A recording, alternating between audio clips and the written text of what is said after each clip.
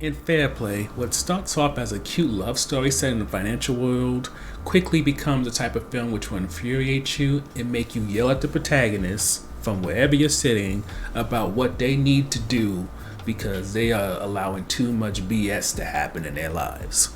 To summarize the film, it's been almost 2 years since Emily and Luke started dating in secret, and after living together, enjoying their lovemaking with one another, Luke proposes, and at first the two are in bliss. However, when Emily gets a promotion over Luke that he was so sure that he was gonna get, his insecurities eat at him to the point where he goes into a Dr. Jekyll, Mr. Hyde transformation. One that leads to him throwing accusations at Emily regarding who she might have slept with for this promotion, including their boss slash his idol Campbell, and what starts off as a heartbreaking breakdown of a relationship becomes one that is so malicious and petty and vicious that at a certain point you're probably going to want Luke to get hit with a golf club. So for the first highlight, we have to note Emily's performance and also what may feel like the actress's evolution up to this point. For I think when it comes to Phoebe, last name I'm not even going to try to pronounce, I'll submit, I only really knew her for Bridgerton and playing Daphne. But if you go from Daphne, Bridgerton to Emily and Fair Play, it feels like a natural evolution. It's not a light and day performance where this is meant to like shock or like surprise you. It's something you can pretty much see her doing, and the way she handles Emily, I want to say is masterful in a way. For if you didn't know the summary for Fair Play, easily you could think that this is just a romantic movie with, of course, some dramatic elements dealing with this couple who work in the financial industry. Luke is someone who deeply loves this woman, even to the point of having sex and eating her out while she's on her period. And he is just somebody who wants to be successful, and her knowing this, her being his partner, when she gets promoted before he does, naturally she tries to help him. Now, unfortunately, sometimes that means trying to create parity by making herself smaller, but love is complicated.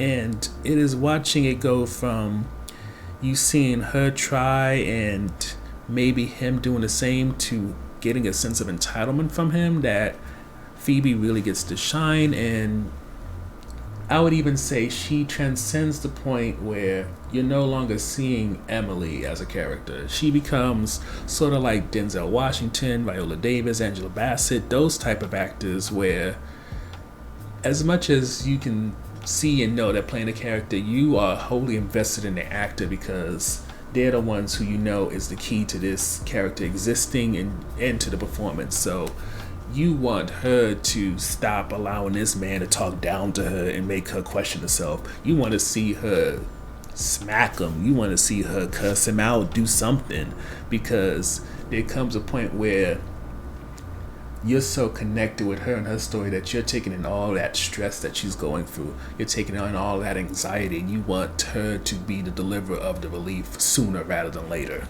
Which leads to the second highlight, which is how much Luke makes you want to flip a table. To me, and recognizing I'm a dude when I say this, Luke is the type of person who, as he takes you through the stages of male entitlement, helps you fully understand why toxic masculinity, white privilege, and stuff like that have become part of the English lexicon. Him thinking, even though he hasn't had the kind of success Emily has had, which started when she was 17, and him thinking that he should become a PM at the company just because he has certain connections, because he went to a certain college, because he's a white heterosexual male or whatever, it becomes mind-boggling because it's so blatant. There's no subtlety in it, and more than likely, depending upon where you live and what industry you work in, you've probably met a man like this. And add in how the entitlement even goes beyond his career and maybe to his relationship with Emily, and you start to see his misogynistic views in terms of why a woman would get promoted over him. Never mind what she had to do in order to get that. and his willingness to take her down just to build himself up. It's just like, as noted with the highlight when it comes to Emily, you get so frustrated, so tensed up that you just need some kind of release, because you are probably at a point of talking to the screen, and if you don't have control of your anger, maybe wanting to punch a hole in the wall. With that said, because of the build-up that the film employs and the way it's written and performed, despite it almost being 2 hours, time flies right by.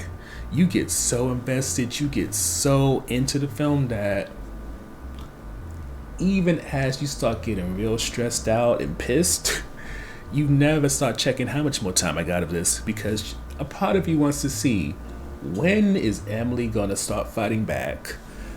How far will Luke escalate things? And then when it comes to Campbell, there's always that need to question, are we going to get a twist and find out that maybe Emily did do something? Not because you think she did or she needs to, but there's always something with films like this that make you wonder whether or not there may be some justified means of why the character who's going crazy is going crazy. But just to clear it up so that we're not implying anything, Emily ain't sleep with Campbell. She ain't sleep with none of those men except for the one that she was dating named Luke. Overall, when it comes to Fair Play, it has the rare perfect storm of performances, writing, directing, and most important, editing. All of this comes together in a way that makes you fully engaged throughout the entire film, and it even leads to kind of stress and potential anger that it could be akin to wanting to spontaneously combust as you find yourself enraged over what happens throughout the story.